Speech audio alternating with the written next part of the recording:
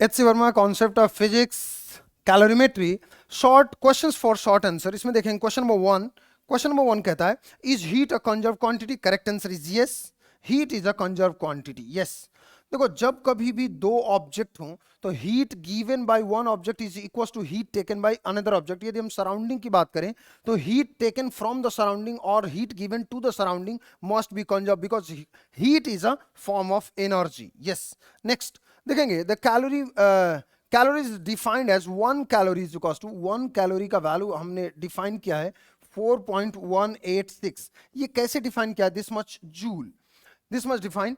Why not 1 calorie is equals to 4 joule to make the calculation very easy?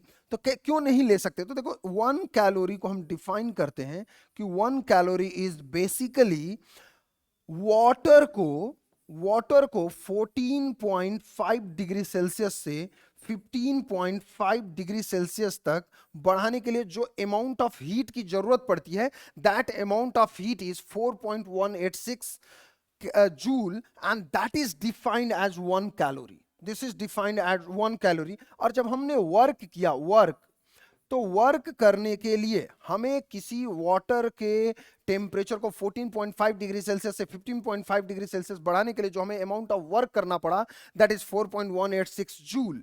तो 1 calorie को हम 4.186 joule ही लिखेंगे, क्योंकि 1 कैलोरी जो लगा हीट इसमें टेम्परेचर बढ़ाने में, जो कि बराबर है एग्जैक्टली वर्क डन के, दैट इज 4.186 जूल। वर्क करना पड़ेगा उसी वाटर पे to increase that much amount of temperature. तो बोथ मस्ट बी इक्वल। आप इसको छोटा करके करेंगे तो आपका कैलकुलेशन में गलतियां होंगी या फिर सिग्निफिकेंट डिजिट्स वगैरह में भी दिक्कत हो सकता है कैलकुलेशन में। तो मेक श्योर कि हम इसे राउंड ऑफ करके 4 नहीं लिखेंगे। नेक्स्ट क्वेश्चन नंबर 3 में है, a calorimeter is kept in a wooden box to insulate it thermally from the surroundings. Why it is necessary? देखो, कैलोरीमीटर का जो यूज है, that use is to find out heat given is equal to heat taken. तो heat given यदि heat taken के बराबर होना है तो हम सराउंडिंग से हीट लेना देना नहीं कर सकते हैं। We cannot afford this one, क्योंकि हमें फिर पता ही नहीं चलेगा कि हीट किसने कितना लिया और हीट किसने कितना दिया। इसको कांस्टेंट रखने के लिए हमें सराउंडिंग से हीट का कम्युनिकेशन रोकना पड़ेगा, जिसके कारण हम लोग वुडन लकड़ी का बॉक्स यूज करते हैं, जो कि हीट का ट्रांसफर करने में बहुत खराब है। वुडन बॉक्स वो हीट को ट्रांसफर नहीं करने देता, और हम ये चाहते भी हैं। नेक्स्ट देखेंगे, in a calorimeter the heat given by the hot object is assumed to be equal to the heat taken by the cool object. Does it mean that heat of the two object taken together remain constant? Yes, बिल्कुल सही। देखो, पहला ही question short answer type का यही था कि क्या हम कंजर्व करा सकते कि नहीं करा सकते। Correct answer is heat is a form of energy. ये सीधी बात है, तो हम हीट को कंजर्व करा सकते हैं। हॉटर ऑब्जेक्ट ने जितना हीट दिया, कोल्डर ऑब्जेक्ट उतना ही हीट लेगा। यदि सराउंडिंग में हीट डेसिपेट हुआ है तो रिमेनिंग अमाउंट जो कोई कोल्डर बॉडी को नहीं मिला है वो सराउंडिंग को मिला होगा, राइट? तो हीट मस्ट बी कंजर्व और बराबर होंगे। Next one, in Regnault's apparatus for measuring specific heat capacity of solid, there is an inlet and outlet in the stream. पहले तो मैं बता दूं, इनका जो स्टेटमेंट था, इन्होंने थर्मोडायनेमिक्स से रिलेटेड एक स्टेटमेंट दिया था। इन्होंने बताया था कि जब कभी भी हम किसी कंटेनर के सीपी की बात करें at constant pressure, specific heat capacity या molar heat capacity at constant pressure, उन्होंने बताया कि molar heat capacity at constant pressure remain constant. ये कांस्टेंट रहेगा चाहे आप प्रेशर कुछ भी रख ले, प्रेशर को से कोई लेना देना नहीं है। आप प्रेशर 1 एटीएम रखे, 2 एटीएम रखे, 5 एटीएम रखे, 20 एटीएम रखे, किसी भी गैस का सीपी रहेगा कांस्टेंट। सीपी रहेगा कांस्टेंट, उसको प्रेशर से कोई लेना देना नहीं है। मींस आप प्रेशर यदि पूरा का पूरा कैलकुलेशन आप 1 एटीएम पे करना चाहते हो, 1 एटमॉस्फेरिक प्रेशर पे, तो 1 एटमॉस्फेरिक प्रेशर पे सीपी का वैल्यू हमेशा रहने वाला है constant for a given gas. खैर, हम इस पे आते हैं। तो इस स्टेटमेंट में दिया है कि जब हम इनलेट और आउटलेट की बात करते हैं, तो जो हम इनलेट यूज करते हैं वो यहां पे यूज करते हैं, और आउटलेट हम यहां पे यूज करते हैं, नीचे यूज करते हैं। जनरली यहां से तो वाटर निकलने के लिए बाहर से जगह होती है, H2O वाटर बाहर निकलता है, यहां से। तो इसमें जब इनलेट स्टीम यहां से आती है और स्टीम यहां से बाहर जाती है, so this is a proper arrangement. जब स्टीम यहां से निकलेगी तो हीट लूज करेगा, हीट लूज करके ठंडी होगी और स्टीम धीरे धीरे नीचे आ जाएगी, और यहां से ठंडी स्टीम और साथ में जो बाकी स्टीम भी है बाकी सभी यहां से बाहर आ जाएंगे।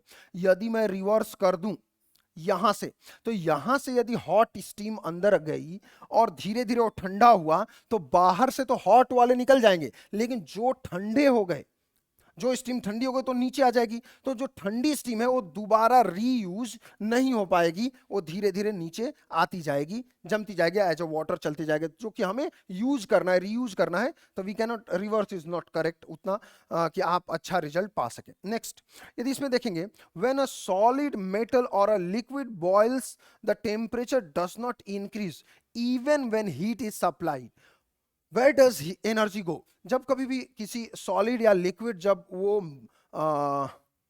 सॉलिड मेल्ट, जब कभी सॉलिड मेल्ट करता है या लिक्विड बॉईल करता है, तो उसमें उसका टेम्परेचर नहीं बदलता है, टेम्परेचर रहता है कांस्टेंट, फिर भी हम एनर्जी देते हैं, वो कहाँ जाता है, तो उनके बॉन्ड्स के ब्रेकेज में जाता है, दो मॉलिक्यूल्स के बॉन्ड को तोड़ने में, साथ में इंक्रीज इन काइनेटिक एनर्जी में चला जाता है। सॉलिड की काइनेटिक एनर्जी रिलेटिवली कम रहेगी मॉलिक्यूल्स की, एज अ लिक्विड फॉर्म में हो जाता है, तो सारा का सारा जो भी आपने हीट दिया वो पूरी तरीके से बॉन्ड को तोड़ करके काइनेटिक एनर्जी में चला जाता है। दैट्स व्हाई सब्सटेंस का टेम्परेचर नहीं बदलता। What is the specific heat capacity of melting ice and boiling water? अभी जस्ट हमने डिस्कस किया कि मेल्टिंग आइस, जब कभी भी आइस मेल्ट करता है, इन दैट सिचुएशन हम टेम्परेचर नहीं बढ़ा सकते, टेम्परेचर नहीं बढ़ा सकते। इन दैट सिचुएशन यदि मैं लिखना चाहूं Q is equal to MS delta T, now in this situation we are supplying heat but temperature is remain constant because ice is melting, it will remain at 0 degree Celsius. तो specific heat capacity पूछा, what is the specific heat capacity, तो S का value हो जाएगा Q by M delta T, और in this situation delta T is constant, delta t is constant. यदि delta T constant रहेगा तो this value will become infinite. Similarly for boiling water भी same calculation, boiling water के लिए भी specific heat capacity, देखो specific heat capacity हम define करते हैं amount of heat required to increase the temperature of the substance by 1 degree Celsius. तो भाई बॉइलिंग वाटर है, आप कितना भी हीट दे दो उसका 1 डिग्री सेल्सियस क्या थोड़ा सा भी टेम्परेचर नहीं बढ़ने वाला है, क्योंकि बॉइलिंग चल रहा है, बॉइलिंग फेज चेंज है, फेज चेंज में किसी तरीके का आप टेम्परेचर में बदलाव नहीं कर सकते। नेक्स्ट क्वेश्चन यदि हम देखें, question number 8, a person skin more severely burn when put in contact with 1 gram of steam at 100 degree Celsius then when put in contact with 1 gram of water at 100 degree. देखो जब कभी भी water की बात करें तो water at 100 degree Celsius, 100 degree Celsius, यदि हम वाटर की बात करें तो वाटर एट 100 डिग्री सेल्सियस इसके पास एनर्जी है, बिल्कुल सही बात है। लेकिन यदि हम 1 ग्राम स्टीम की बात करें, स्टीम की बात करें तो स्टीम जो है 100 डिग्री सेल्सियस पे है, प्लस इसके पास एक एक्स्ट्रा एनर्जी है, that is latent heat of vaporisation भी हुआ है, Q into L, sorry M into L, M into L, इतना एनर्जी और इसके पास एक्स्ट्रा है स्टीम के पास, मतलब ये एनर्जी तो है ही है स्टीम के पास, साथ में M इंटू एल ये एक्स्ट्रा एनर्जी भी है इसके पास, तो उसके कारण आपको ज्यादा जलेगा, सिवियरली बर्न होगा। Yes. Question number 9, the atmospheric temperature in the cities on sea coast change very little, explain why. देखो वाटर का स्पेसिफिक हीट कैपेसिटी, वाटर का स्पेसिफिक हीट कैपेसिटी बहुत ज्यादा होता है, बहुत ज्यादा होता है। जैसे मान लो कि एक मेटल प्लेट और वाटर आप धूप में रख दो ऐसे सनलाइट में, तो मेटल प्लेट तुरंत गर्म हो जाएगा क्योंकि उसका स्पेसिफिक हीट कैपेसिटी कम है। लेकिन वाटर जल्दी गर्म नहीं होता, वाटर को गर्म होने में लंबा समय लगता है क्योंकि उसका स्पेसिफिक हीट कैपेसिटी बहुत ज्यादा है। तो ऐसे ही केसेस हैं, जब कभी भी सी की बात करें हम, समुद्र सी लेवल की बात करें हम, यदि यहाँ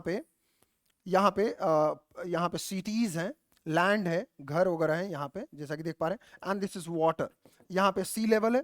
तो जब कभी भी मॉर्निंग के समय क्या होता है कि जब लाइट आती है तो ये जल्दी हॉट हो जाता है और ये अभी हॉट नहीं हुआ है, तो नाउ क्या होता है, यहां का एयर ऊपर जाने लगता है, यहाँ का टेम्परेचर बढ़ना चाहिए, जिसके कारण एयर ऊपर जाने लगा, और जो ही यहाँ का टेम्परेचर बढ़ा, इधर तो अभी टेम्परेचर बढ़ा ही नहीं है क्योंकि वाटर धीरे धीरे गर्म होता है, क्योंकि इसका स्पेसिफिक हीट कैपेसिटी ज्यादा है, तो यहाँ का एयर अपने शहर की तरफ, सिटीज की तरफ जाने लगता है और इसका टेम्परेचर उतना ज्यादा नहीं बदलता। Similarly in case of night, रात में क्या होता है, रात में क्या होता है, वाटर तो पूरे दिन गर्म होते होते गर्म हो चुका है, वाटर गर्म हो चुका है, और जो ही रात हुई ये जल्दी से ठंडा हो गया, जल्दी से ठंडा हो गया।